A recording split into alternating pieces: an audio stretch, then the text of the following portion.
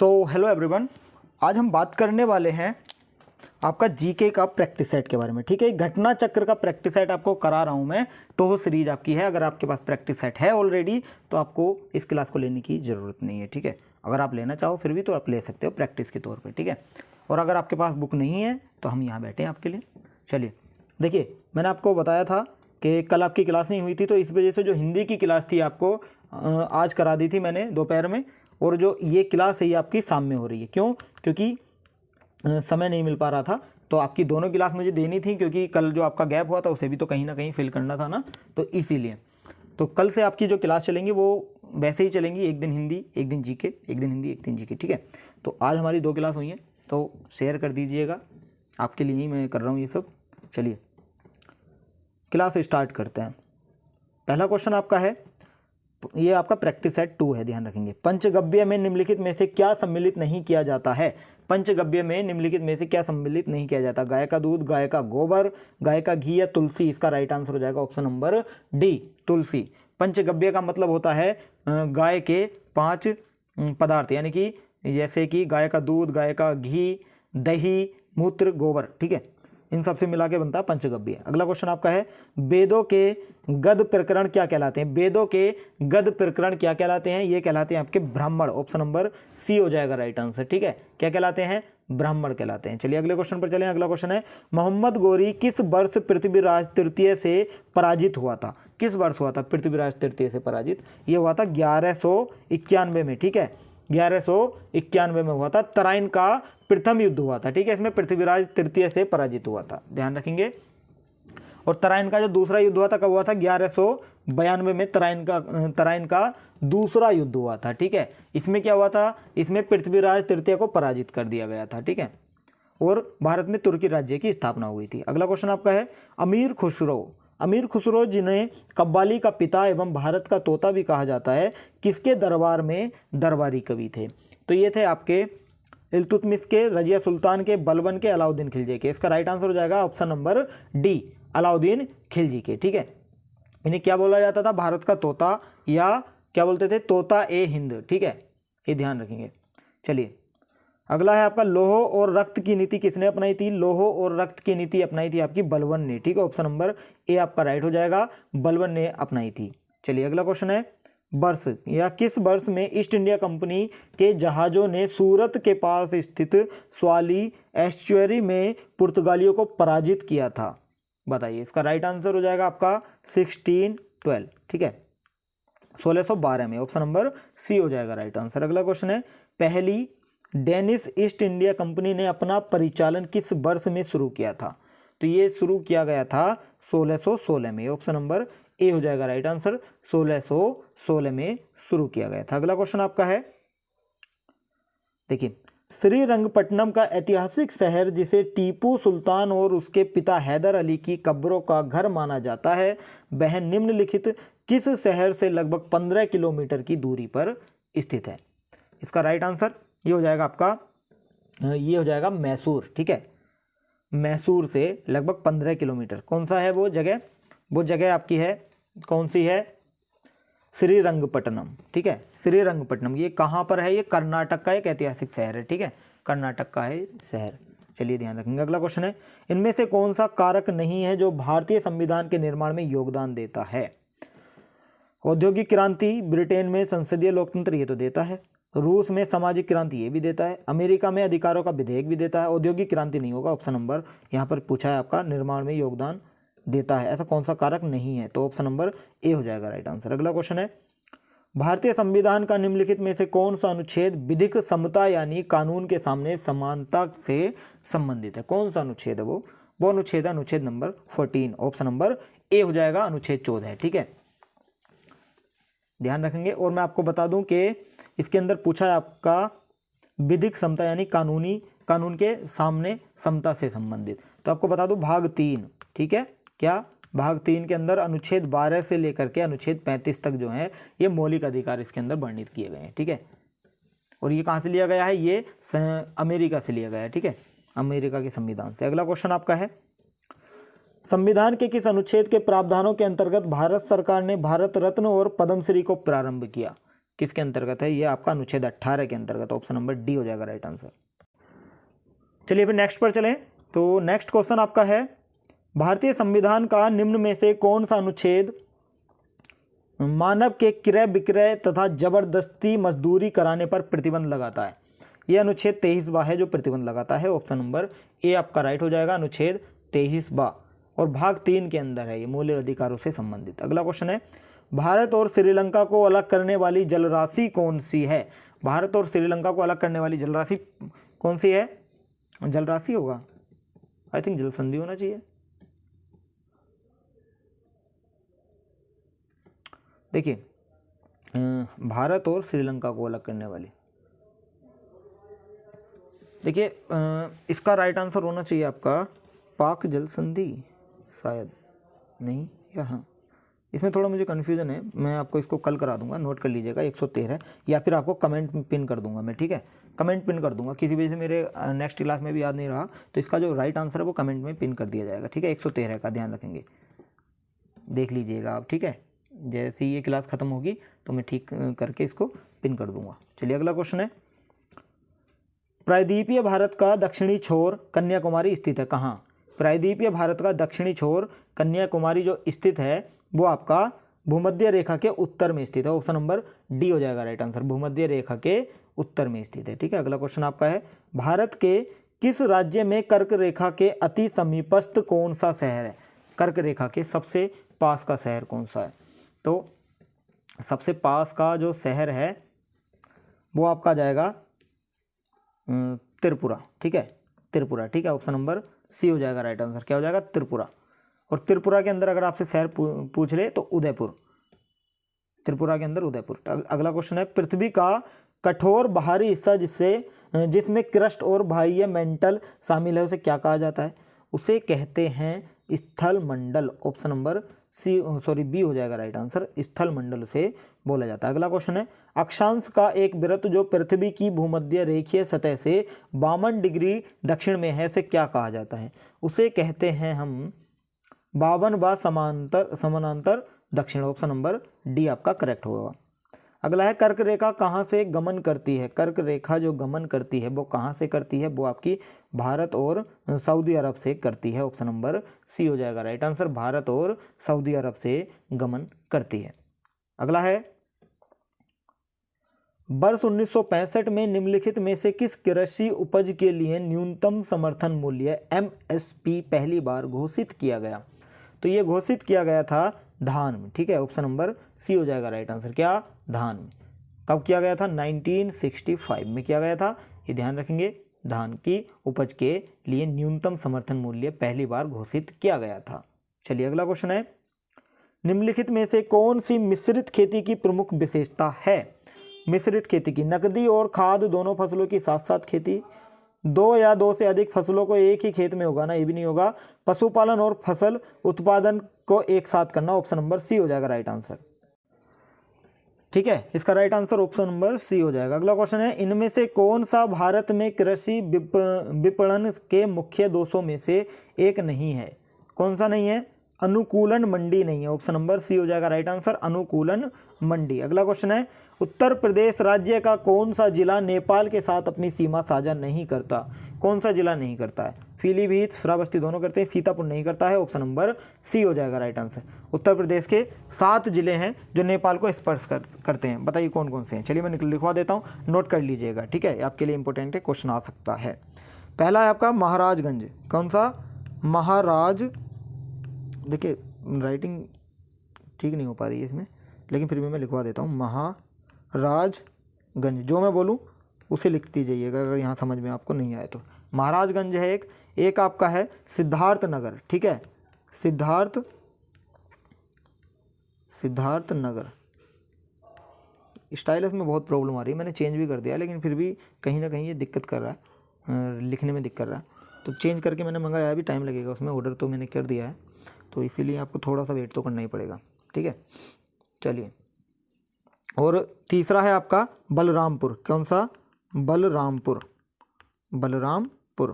और चौथा आपका है श्रावस्ती, क्या? श्रावस्ती है, ठीक है, श्रावस्ती है। एक है आपका बहराइच, कौन सा?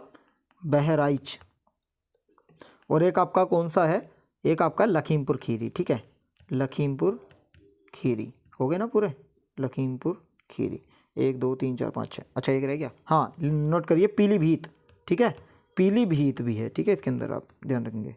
चलिए अगला क्वेश्चन आपका है, कौन सा हो गया आपका, ये हो गया ना, 122 हो गया ना आपका, हाँ जी हो गया। चलिए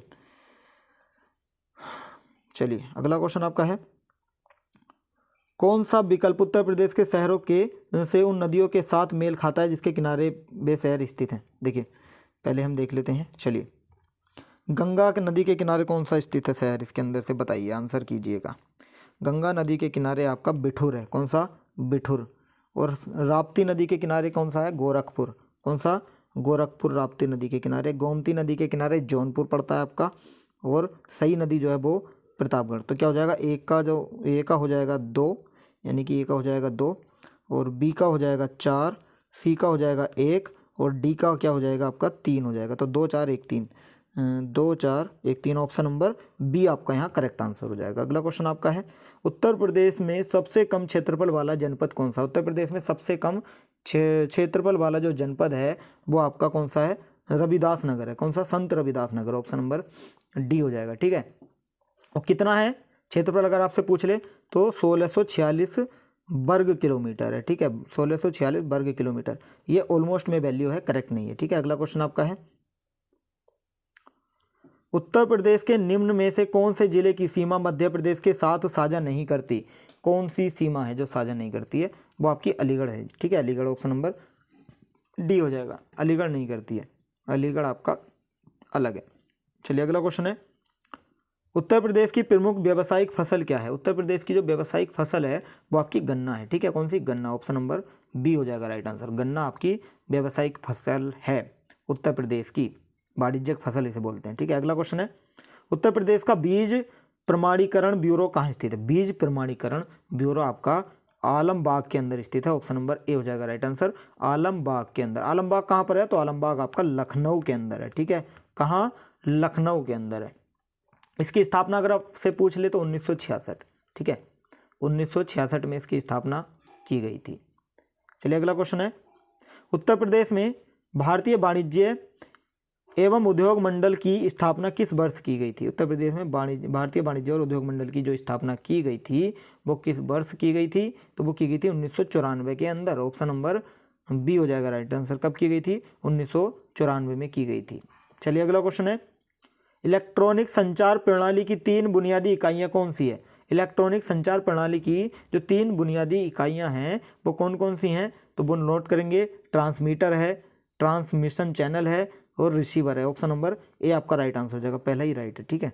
अगला क्वेश्चन है, ईमेल प्राप्त करने के लिए कौन सा प्रोटोकॉल उपयोग में आता है। ईमेल प्राप्त करने के लिए जो प्रोटोकॉल उपयोग में आता है वो कौन सा होता है, वो POP3 होता है, ऑप्शन नंबर डी हो जाएगा राइट आंसर। POP3 की आपसे फुल फॉर्म भी पूछ लेगा तो आपको क्या लगाना है, फुल फॉर्म होती है आपकी POP3 की, पोस्ट, नोट कर लेंगे, पोस्ट ऑफिस प्रोटोकॉल वर्जन, ठीक है, प्रोटोकॉल वर्जन 3, ठीक है। अगला क्वेश्चन है, निम्नलिखित में से क्या एक प्रयोजन उन्मुख या प्रयोजन आधारित क्रमादेशन या प्रोग्रामिंग भाषा नहीं है, बताइए कौन सी नहीं है, तो ये आपकी है सी, कौन सी, सी इसका राइट आंसर हो जाएगा। अगला क्वेश्चन आपका है, निम्नलिखित में से कौन सी द्विआधारी संक्रिया परिमाण स्वरूप 101011 देगी। इस प्रश्न में सभी संख्याएं द्विआधारी संख्या प्रणाली में है, कौन सी देगी, तो देखिए इसको कैसे निकालेंगे आप। तो इसको निकालने का जो तरीका है वो होगा, इसमें होगा, क्योंकि इसमें जो बाइनरी है ना वो घटाने वाला नियम इसमें लागू होगा। तो कैसे होगा, इसमें जो संख्या दी गई है 101011, तो इसमें से हमें क्या घटाना होगा, इसमें से घटेगा, आपका तो ये गलत नहीं हो जाए कहीं, माइंड से निकल रही है या स्लिप हो रही है चीज़, 101। देखिए मैं बुक के सॉल्यूशन से इसको मैं बताना चाहूँगा, एक सेकंड दीजिएगा। देखिए इसके अंदर जो दिया गया है सॉल्यूशन में, तो इसमें दिया गया है कि बाइनरी घटाने से नियम लागू होता है, ठीक है। तो इसके अंदर जो दिया है इसने, तो इसके अंदर संख्या दी है 1 0 1 0 1 1, ठीक है, ये संख्या इसने दी है।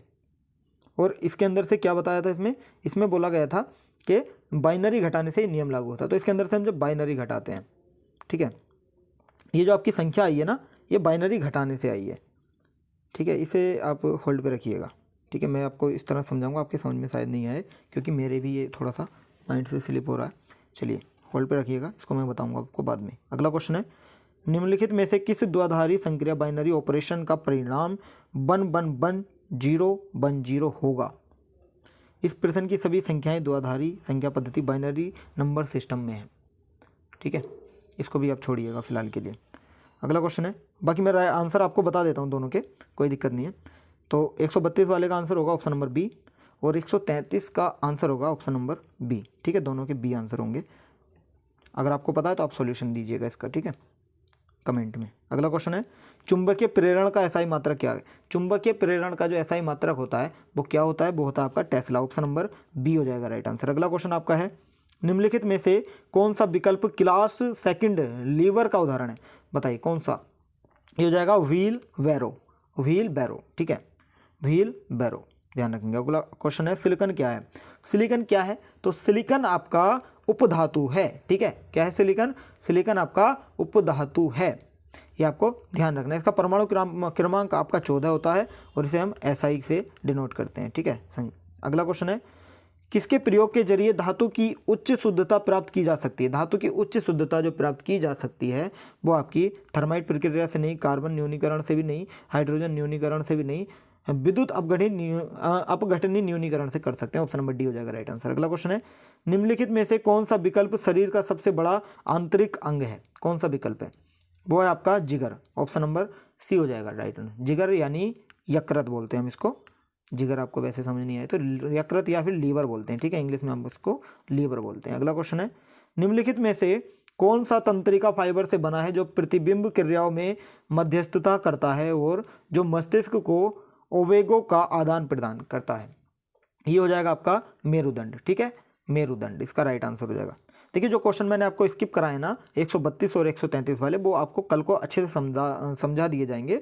जब मैं उसको अच्छे से मैं पहले एक बार देखूंगा उसको, फिर आपको मैं समझाऊंगा, ठीक है। ये आपको ध्यान रखना, ये स्किप कर रहे हैं मतलब आज के लिए मैंने किए हैं, तो कल जो प्रैक्टिस सेट जो भी होगा उसके अंदर इसको करा दिया जाएगा, आप बेफिक्र रहिएगा। चलिए अगला क्वेश्चन है, निम्नलिखित में से कौन सा हृदय की धड़कन और श्वसन को नियंत्रित करता है? कौन सा करता है हृदय की धड़कन और श्वसन को नियंत्रित? वो करता है आपका मेडुला ओब्लोगेंटा, ठीक है, मेडुला ओब्लोगेंटा करता है, ठीक है। अगला क्वेश्चन आपका है, क्वेश्चन नंबर 141 है 141। अगस्त 2022 में महिला पुलिस का 10वां राष्ट्रीय सम्मेलन 2022 कहाँ आयोजित हुआ? तो ये जो आयोजित हुआ ये शिमला में आयोजित हुआ था। ऑप्शन नंबर डी हो जाएगा राइट आंसर। अगला क्वेश्चन है, जुलाई 2022 में जारी भारत नवाचार सूचकांक 2022 में बड़े राज्यों की श्रेणी में उत्तर प्रदेश को कौन सा स्थान प्राप्त हुआ? तो जो स्थान प्राप्त हुआ ये हुआ 7वां स्थान प्राप्त। ऑप्शन नंबर सी हो जाएगा राइट आंसर। अगला क्वेश्चन है, जुलाई 2022 में स्वस्थ पर्यावरण को मानव अधिकार घोषित करने के संबंध में संयुक्त राष्ट्र महासभा में हुए मतदान में कितने सदस्यों ने पक्ष में मतदान किया? ये किया था, कितने सदस्यों ने ये किया था? 161 सदस्यों ने। ऑप्शन नंबर ए आपका करेक्ट आंसर हो जाएगा, 161 सदस्यों ने मतदान किया था। और कुल मतदान संख्या कितनी थी? तो 193 थी, ठीक है। अगला क्वेश्चन है, जुलाई 2022 में टाइम मैगजीन द्वारा जारी विश्व के 50 महानतम स्थलों की सूची 2022 में किन 2 भारतीय स्थलों को शामिल किया गया? तो ये जो स्थल थे वो आपके थे अहमदाबाद और केरल, ठीक है। ऑप्शन नंबर बी आपका राइट आंसर हो जाएगा। कब किए गए थे? 12 जुलाई को किए गए थे, नोट करेंगे 12 जुलाई को। अगला क्वेश्चन है, अगस्त 2022 में संपन्न प्रो कबड्डी लीग सत्र 2022 सीजन 9 की नीलामी में बिकने वाले सबसे महंगे खिलाड़ी का नाम क्या था? तो सबसे महंगे खिलाड़ी जो थे वो थे आपके पवन सहरावत। ऑप्शन नंबर सी हो जाएगा राइट आंसर, पवन सहरावत, सही है ना, पवन सहरावत, हाँ जी, पवन सहरावत इसका राइट आंसर हो जाएगा। अगला क्वेश्चन आपका है, अगस्त 2022 में कौन वैज्ञानिक और औद्योगिक अनुसंधान परिषद CSIR की पहली महिला महानिदेशक नियुक्त हुई? तो वो कौन सी? वो थी आपकी नल्लाथम्बी किलाइसेल्वी। ऑप्शन नंबर ए आपका राइट आंसर हो जाएगा। अगला क्वेश्चन है 31वां ब्यास सम्मान किसे प्रदान किया जाएगा? 31वां ब्यास सम्मान प्रदान होगा डॉक्टर असगर बजाहत को। ऑप्शन नंबर डी हो जाएगा राइट आंसर। ठीक है, ये हैं कौन? लेखक हैं। ठीक है, अगला क्वेश्चन है जुलाई 2022 में केंद्र सरकार ने न्यूनतम समर्थन मूल्य एमएसपी को और अधिक पारदर्शी और प्रभावी बनाने हेतु किसकी अध्यक्षता में एक समिति का गठन किया था? तो ये था आपका संजय अग्रवाल की अध्यक्षता में। ऑप्शन नंबर सी हो जाएगा राइट आंसर। ठीक है, संजय अग्रवाल की अध्यक्षता में समिति का गठन किया गया था। अगला क्वेश्चन है वर्ष 1962 में प्रकाशित पुस्तक साइलेंट स्प्रिंग जिससे विश्व के पर्यावरणीय आंदोलन को गति मिली, इसके लेखक कौन है? इसके लेखक हैं आपके Rachel Carson. Option number C हो जाएगा राइट आंसर, रेचल कार्सन इसके करेक्ट आंसर होगा। अगला क्वेश्चन है आपका लास्ट क्वेश्चन है, ये आपको कमेंट करके बताना है, आपके लिए छोड़ता हूँ। नगरीकरण और औद्योगिकीकरण हानिकारक है संतुलित विकास के लिए, पर्यावरण एवं पारिस्थितिकी के लिए, जैव विविधता के संरक्षण के लिए, उपयुक्त सभी। तो देखिए आंसर कमेंट करके बताइएगा। ठीक है, तो आज के लिए इतना ही रखते हैं। वीडियो अच्छी लगी तो वीडियो को लाइक करें और देखिए चैनल को सब्सक्राइब कर लें ताकि आने वाली सारी अपडेट आपको समय पर मिलती रहे। वीडियो लाइक करिए या मत करिए मुझे फ़र्क नहीं पड़ता, क्योंकि अगर आपको अच्छी लगेगी आप खुद भी कर दोगे, लेकिन आपसे विनती ये है कि आप इसे शेयर जरूर कर देंगे, ताकि अगर आप शेयर करोगे तो मेरा भी थोड़ा सा फ़ायदा हो जाएगा और आपको भी, देखिए ज्ञान बांटने से बढ़ता है। ठीक है, तो जितना शेयर करोगे तो आपके लिए भी बेटर है और सभी के लिए। चलिए फिर आज के लिए इतना ही रखते हैं। इस क्लास की पीडीएफ भी और सुबह जो क्लास हुई थी यानी दोपहर में हिंदी की क्लास हुई थी उसकी पीडीएफ भी आपको 10 बजे के टाइम प्रोवाइड करा दी जाएगी टेलीग्राम चैनल पे। लिंक वीडियो के डिस्क्रिप्शन में मैंने दिया गया है। ठीक है, टेलीग्राम चैनल का, वहाँ जाकर के देख सकते हैं, ज्वाइन कर सकते हैं Telegram channel. GK with Badwal के नाम से आपका टेलीग्राम चैनल मिलेगा। चलिए आज के लिए इतना ही, थैंक यू सो मच।